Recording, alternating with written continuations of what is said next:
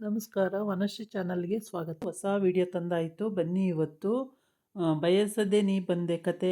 ಈ ಕತೆ ಉಷಾ ನವರತ್ನರಾಮ್ ಅವ್ರದ್ದು. ಏನು ಸ್ಟೋರಿ, ಹೇಗೆ ಮೂವ್ ಆಗುತ್ತೆ ನೋಡೋಣ ಬನ್ನಿ. ಅದಕ್ಕಿಂತ ಮುಂಚೆ ನಾನು ವಿಡಿಯೋಕ್ಕೆ ಸಬ್ಸ್ಕ್ರೈಬ್ ಮಾಡಿಲ್ಲ ಅಂದರೆ ದಯವಿಟ್ಟು ಸಬ್ಸ್ಕ್ರೈಬ್ ಮಾಡಿ, ಹಾಗೆ ಒಂದು ಲೈಕ್ ಕೊಡಿ. ಜಯಂತಿ ಯೋಚನೆಗೀಡಾದಳು. ಜಮುನಾ ಹೇಳುವುದರಲ್ಲಿ ಯಾವುದೂ ತಪ್ಪಿಲ್ಲ. ತಮ್ಮ ತಂದೆ ತಾಯಿ ಬದುಕಿರುವಾಗಲೇ ರೋಹಿಣಿಯೊಂದಿಗೆ ಸಂಬಂಧ ಬೆಳೆಸಿಕೊಂಡಿದ್ದರು. ತನ್ನ ತಾಯಿಗೂ ಗೊತ್ತಿತ್ತು. ಒಳಗೆ ಕೊರಗಿ ಸವೆಯುತ್ತಿದ್ದರು. ಆದರೆ ತಂದೆಗೆ ಎದುರಾಡುತ್ತಿರಲಿಲ್ಲ. ನಿಂಗೇನು ಕಡಿಮೆ ಮಾಡಿದ್ದೇನೆ ಎಂದು ಒಮ್ಮೆ ತಂದೆ ತಾಯಿಯ ಮೇಲೆ ರೇಗಿದ್ದು ಅವಳಿಗೆ ತಿಳಿದಿತ್ತು. ತಂದೆಯ ಸೀಮಿತ ಅವಲೋಕನ ಅಷ್ಟೇ. ಇರಲು ಮನೆ, ಉಡಲು ತೊಡಲು, ಒಡವೆ, ವಸ್ತ್ರ ಇಷ್ಟು ಹೆಣ್ಣಿಗೆ ಕೊಟ್ಟರಾಯಿತು. ಅದಕ್ಕಿಂತ ಇನ್ನೇನು ಬೇಕು? ಅಕ್ಕರೆಯಿಂದ ಎಂದೂ ತಮ್ಮ ಮಕ್ಕಳನ್ನು ಮಾತನಾಡಿಸುತ್ತಿರಲಿಲ್ಲ. ಆದರೆ ಮಕ್ಕಳು ಏನು ಬೇಕೆಂದರೂ ತೆಗೆಸಿಕೊಡುತ್ತಿದ್ದರು.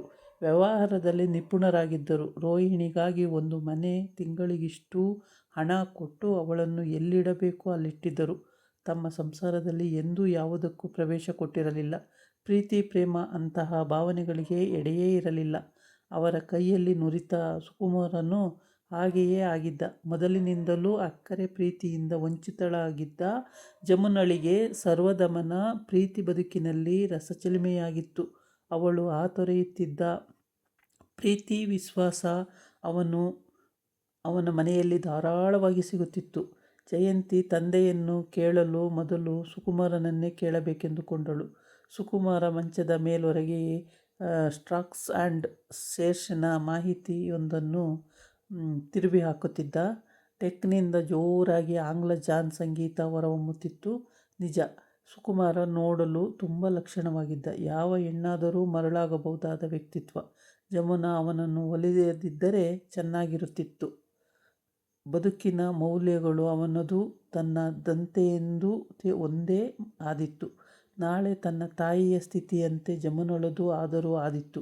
ತಾನೇನು ಬದುಕಿನ ಓರೆಕೋರೆಗಳಿಗೆ ಹೊಂದಿಕೊಂಡೇ ಬೆಳೆದದ್ದಾಗಿತ್ತು. ಜಮುನಾ ಹಾಗಲ್ಲ.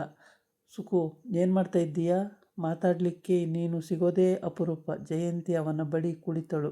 ಏನಿಲ್ಲ, ಶೇರ್ ಮಾರ್ಕೆಟ್ ನೋಡ್ತಾ ಇದ್ದೆ. ರಿಲಯನ್ಸ್ ಶೇರ್ ಹೀಗೆ ಏರ್ತಾ ಇದೆ ಗೊತ್ತಾ? ಅದರಲ್ಲಿ ಇನ್ವೆಸ್ಟ್ ಮಾಡಿದ್ದು ಒಳ್ಳೆಯದಾಯಿತು ಅನ್ಕೋತಾ ಇದ್ವಿ. ಸರಿಯಪ್ಪ, ನಿನ್ನ ಬಿಸ್ನೆಸ್ಸೇ ಮೈಂಡನ್ನ ಮೆಚ್ಚಬೇಕಾದ್ದೆ.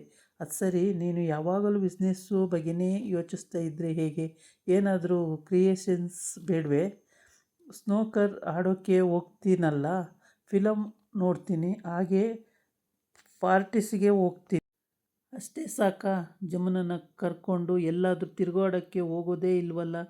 ಜಯಂತಿ ತಾನು ಹೇಳಬೇಕಾದ ವಿಷಯಕ್ಕೆ ನೇರವಾಗಿ ಬಂದಳು. ಸುಕುಮಾರ ನಸುನಕ್ಕ. ಜಮುನಾ ಕರ್ಕೊಂಡು ತಿರುಗಾಡೋಕ್ಕೆ ಈಗೇನು ಅವಸರ? ಮದುವೆ ಆದಮೇಲೆ ತಿರುಗಾಡೋಕ್ಕೆ ಹೋಗೋದು ಇದ್ದೇ ಇರುತ್ತೆ. ಈಗಲೇ ಮಾಡಿಬಿಟ್ರೆ ಆಮೇಲೆ ಅವಳಿಗೆ ಎಲ್ಲ ಬೋರಾಗಿ ಹೋಗುತ್ತೆ.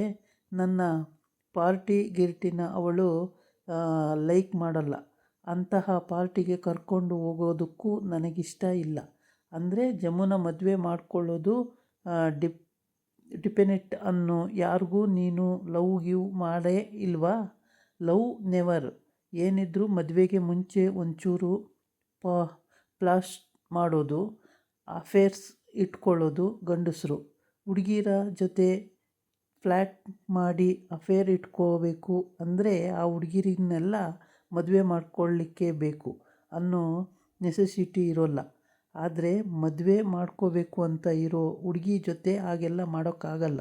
ಅಂತಸ್ತು, ಬ್ಯಾಕ್ಗ್ರೌಂಡ್ ಎಲ್ಲ ಮುಖ್ಯ. ಜಮು ನನಗೆ ಎಲ್ಲ ರೀತಿಲೂ ಪರ್ಫೆಕ್ಟ್ ಗರ್ಲ್. ಜಯಂತಿಗೆ ಅವನ ಆಳ ತಿಳಿಯಿತು. ಪ್ರೆಸ್ಟೀಜ್, ಅಂತಸ್ತು, ಆಸ್ತಿ ಇವುಗಳಿಗಾಗಿ ಅವಳನ್ನು ಮದುವೆಯಾಗಲು ಸಿದ್ಧನಾಗಿದ್ದಾನೆ. ಒಂದು ವೇಳೆ ಜಮ್ಮು ಬೇರೆ ಯಾರನ್ನಾದರೂ ಲವ್ ಮಾಡಿದರೆ ಏನು ಮಾಡ್ತಿ? ನೀನು ಅವಳಿಗೆ ಕ್ಲೋಸ್ ಆಗಿ ಇಲ್ಲವೇ ಇಲ್ಲ. ಲವ್ ಮಾಡಿದರೆ ಮಾಡಿಕೊಳ್ಳಿ, ಅದೆಲ್ಲ 4 ದಿನದ ಫಾಸಿನೇಷನ್ನು. ಮದುವೆ ಆದಮೇಲೆ ಅದೆಲ್ಲ ಮರ್ತೋಗುತ್ತೆ. ಹೆಣ್ಣಿಗೆ ಮುಖ್ಯವಾಗಿ ಬೇಕಾದ್ದು ಕೈ ತುಂಬ ಸಂಪಾದಿಸೋ ಗಂಡ, ಒಡವೆ, ಸೀರೆಗಳು, ಓಡಾಡಲು ಕಾರು, ಕೈ ತುಂಬ ಕೈಗೊಬ್ಬ ಕಾಲಿಗೊಬ್ಬ ಆಳು, ಆಸ್ತಿ, ಅಂತಸ್ತು ಅಂಥದ್ದೆಲ್ಲ ಇರೋ ಗಂಡ ಸಿಕ್ಕರೆ ಸಾಕು. ಲವ್ ಗಿವ್ ಎಲ್ಲ ಗಾಳಿಗೆ ತಾರಿ ಹೋಗುತ್ತೆ. ಸುಕುಮಾರ ಜೋರಾಗಿ ನಕ್ಕ. ನೀ ನೋಡು ಇಲ್ವಾ ಈಗ, ನಿಂಗೇನು ಕಡಿಮೆಯಾಗಿದೆ ಈಗ, ಸುಖವಾಗಿಲ್ವಾ? ಜಯಂತಿ ಯಾವುದೋ ಅವ್ಯಕ್ತ ಭಯ ಆವರಿಸಿತು. ಇವನು ನೋಡಿದರೆ ಹೀಗೆ, ಜಮ್ಮು ನೋಡಿದರೆ ಹಾಗೆ, ಇದು ಹೇಗೆ ಇತ್ಯರ್ಥವಾಗುವುದೋ ಏನೋ. ಒಂದು ವಾರ ಕಳೆಯುವುದರೊಳಗೆ ಜಮ್ಮುನ ಸುಕುಮಾರನ ಒಟ್ಟಿಗೆ ಎಲ್ಲೆಡೆ ತಿರುಗಾಡಿದರು.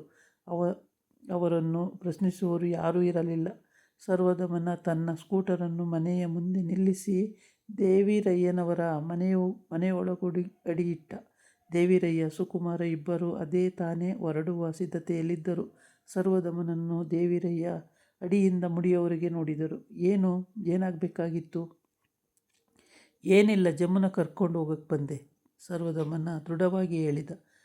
ಯಾರನ್ನು ಕೇಳಿ ಅವಳನ್ನ ಕರ್ಕೊಂಡು ಹೋಗೋಕ್ಕೆ ಬಂದೆ? ಅವರು ಕೇಳಿದಾಗ ಸರ್ವದಮನ ಅವಕ್ಕಾದ. ಯಾರನ್ನ ಕೇಳಿ ಅಲ್ಲ, ನಾನು ರೆಡಿಯಾಗಿದ್ದೀನಿ, ನಮ್ಮನೆಯಿಂದ ಪಿಕ್ ಮಾಡೋಕೋ ಅಂತ ಹೇಳಿದ್ಲು. ಅವನ ದನಿ ಕೇಳಿಸುತ್ತಲೇ ಜಮ್ಮುನ ಒಳಗಿನಿಂದ ಬಂದಳು. ಹಾಯ್ ಸರ್ವು, ನಾನು ರೆಡಿ. ಅವಳು ತಿಳಿ ಹಳದಿಯ ಚೂಡಿದಾರ್ ಹಾಕಿಕೊಂಡು ಅದಕ್ಕೆ ಹೊಂದುವ ಎಲ್ಲ ಅಲಂಕಾರ ಸಾಧನಗಳನ್ನು ಹಾಕಿಕೊಂಡು ಕಣ್ಣಿಗೆ ತಂಪಾಗುವಂತೆ ಅಲಂಕರಿಸಿಕೊಂಡಿದ್ದಳು. ತಾಳು, ಅವನ ಜೊತೆ ಎಲ್ಲಿ ಫೋಲಿ ತಿರುಗೋಕ್ಕೆ ಹೊರಟಿದ್ದೀಯಾ? ಮನೆಯಲ್ಲಿ ನಿಂಗೆ ಹೇಳೋರು ಕೇಳೋರು ಯಾರೂ ಇಲ್ವಾ? ದೇವಿರಯ್ಯ ಗುಡುಗಿದರು. ಸರಿಯಾಗಿ ಹೇಳಿದ್ರಿ ಅಪ್ಪ, ನನಗೆ ನಿಜವಾಗ್ಲೂ ಈ ಮನೆಯಲ್ಲಿ ಹೇಳೋರು ಕೇಳೋರು ಯಾರೂ ಇಲ್ಲ ಎನ್ನುವ ಮನಸ್ಸಾಯಿತು. ಆದರೂ ನಾಲಿಗೆ ಬಿಗಿ ಹಿಡಿದಳು. ತಂದೆಗೆ ಉತ್ತರಿಸದೆ ಸರ್ವದಮನೊಂದಿಗೆ ಹೊರಟಳು. ನಾನು ಕೇಳಿದ್ದಕ್ಕೆ ಉತ್ತರಿಸುವಷ್ಟು ಮರ್ಯಾದೆನೂ ಇಲ್ವಾ? ಮತ್ತೆ ಗುಡುಗಿದರು. ಪೋಲಿ ತಿರುಗಾಡೋಕ್ಕೆ ಅಂತ ನೀನೇ ಹೇಳಿದ್ಮೇಲಾಯ್ತಲ್ಲ, ನಾನು ಏನು ಹೇಳಿದ್ರೂ ನೀವು ಒಪ್ಪಲ್ಲ. ಬಾ ಸರ್ವ, ಆಗಲೇ ಲೇಟಾಗಿ ಹೋಯ್ತು. ಕೈ ಹಿಡಿದು ಎಳೆದುಕೊಂಡು ಜಮ್ಮುನ ಹೊರಟೇ ಬಿಟ್ಟಳು. ದೇವಿರಯ್ಯ ನೋಡುತ್ತಿರುವಂತೆಯೇ ಇಬ್ಬರು ಸ್ಕೂಟರ್ ಹತ್ತಿ ಮಾಯವಾದರು. ಏನು ನೋಡ್ತಾ ನಿಂತಿದೆಯೋ? ಸುಮ್ಮನೆ ನಿಂತಿದೆಯಲ್ಲ, ಮನೆ ಆಳನಿಗೆ 2 ಬಾರಿಸಿ ಬಿಡಬಾರ್ದಿತ್ತ? ಸುಕುಮಾರನ ಸುನಕ. ಹೋಗ್ಲಿ ಬಿಡಿ ಮಾವ, ಓಡಾಡಲಿ ಬಿಡಿ, ನಾವ್ಯಾಕೆ ಅವನ ಸುಮಕ್ಕೆ ಇಳಿಬೇಕು? ಅವನು ಏನು ಮಾಡೋ ಹಾಗಿದ್ದಾನೆ? 4 ದಿನ ಓಡಾಡ್ತಾನೆ ಅಷ್ಟೇ. ದೇವಿರಯ್ಯನವರಿಗೆ ಯೋಚನೆಗಿಟ್ಟುಕೊಂಡಿತ್ತು. ಹೇಗಿದ್ದರೂ ಜಯಂತಿ ಬಂದಿದ್ದಾಳೆ, ಅವಳಿಗಿರುವಂತೆಯೇ ಜಮ್ಮುನಳಿಗೊಂದು ದಾರಿ ಮಾಡಿಬಿಡಬೇಕು. ತಾನು ಎಷ್ಟಾದರೂ ವ್ಯವಹಾರಸ್ಥ, ತಮಗೆ ಇದನ್ನೆಲ್ಲ ಹೇಗೆ ಬಿಡಿಸಬೇಕೆಂದು ತಿಳಿಯುವುದಿಲ್ಲವೇ? ಹಾವು ಸಾಯಬಾರ್ದು, ಕೋಲು ಮುರಿಬಾರ್ದು. ಸುಕುಮಾರನಿಗೆ ಜವಾಬ್ದಾರಿ ಇನ್ನೂ ಗೊತ್ತಿಲ್ಲ. ರಾತ್ರಿ 8 ಗಂಟೆಯವರೆಗೆ ಜಮ್ಮುನ ಬಂದಿರಲಿಲ್ಲ. ಜಯಂತಿ ಆಗಲೇ ಮಕ್ಕಳಿಗೆ ಊಟ ಮಾಡಿಸುತ್ತಿದ್ದಳು. ದೇವಿರಯ್ಯ ಕ್ಲಬ್ಬಿಗೆ ಹೋಗದೆ ಬೇಗನೆ ಮನೆಗೆ ಬಂದಿದ್ದರು. ಜಯಂತಿ, ಮಕ್ಕಳ ಊಟ ಆಯ್ತಾ?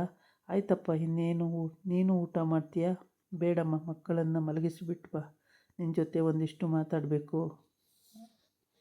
ಜಯಂತಿ ಮಕ್ಕಳನ್ನು ಮಲಗಿಸಿ ಬಂದಾಗಲೂ ಜಮ್ಮುನ ಬಂದಿರಲಿಲ್ಲ. ಏನಪ್ಪ, ಏನು ಮಾತಾಡಬೇಕು ಅಂತ ಅಂದಿಯಲ್ಲ, ಕೂತ್ಕೋ ಹೇಳ್ತೀನಿ. ಜಯಂತಿಗೆ ಆಗಲೇ ತಿಳಿಯಿತು, ತಂದೆ ಜಮ್ಮುನಳ ವಿಚಾರವನ್ನೇ ಇರಬೇಕು. ಜಮ್ಮುನ ದಿನ ಈ ಹಾಳಾದ ಹುಡುಗನ ಜೊತೆ ಹೀಗೆ ಸುತ್ತಾಡೋಕ್ಕೆ ಹೋಗ್ತಾಳ?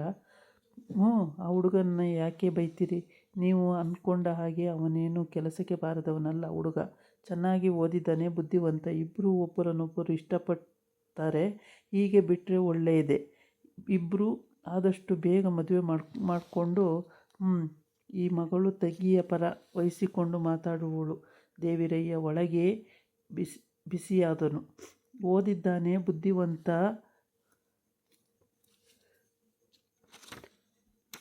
ಸರಿ. ಜಮ್ಮುನನ ಮದುವೆಯಾಗಿ ಸಾಕೋ ಯೋಗ್ಯತೆ ಬೇಡವೆ? ಅದೇನು ಮಹಾ ಬಿಡಿಯಪ್ಪ, ನೀವೇ ಏನಾದರೂ ಒಳ್ಳೆ ಕೆಲಸ ಕೊಡಿಸಿ, ಚೆನ್ನಾಗಿ ಮುಂದೆ ಬರ್ತಾನೆ.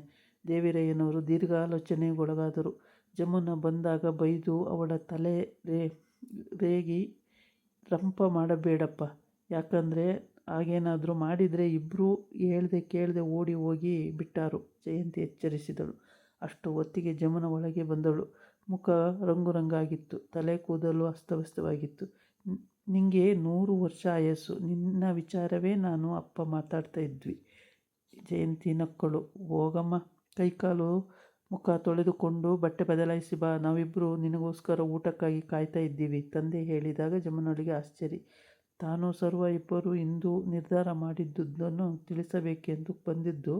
ತಾನು ಸರ್ವದಮನ ಆದಷ್ಟು ಬೇಗ ಮದುವೆ ಆಗಿಬಿಡಬೇಕು. ತಂದೆ ಒಪ್ಪದಿದ್ದರೆ ಎಲ್ಲಾದರೂ ಓಡಿ ಹೋಗಿ. ಇದಾಗಿತ್ತು ಇವತ್ತಿನ ವಿಡಿಯೋ. ನಾಳೆ ಇನ್ನೊಂದು ವಿಡಿಯೋ ಜೊತೆ ಬರ್ತೀನಿ. ನಮಸ್ಕಾರ.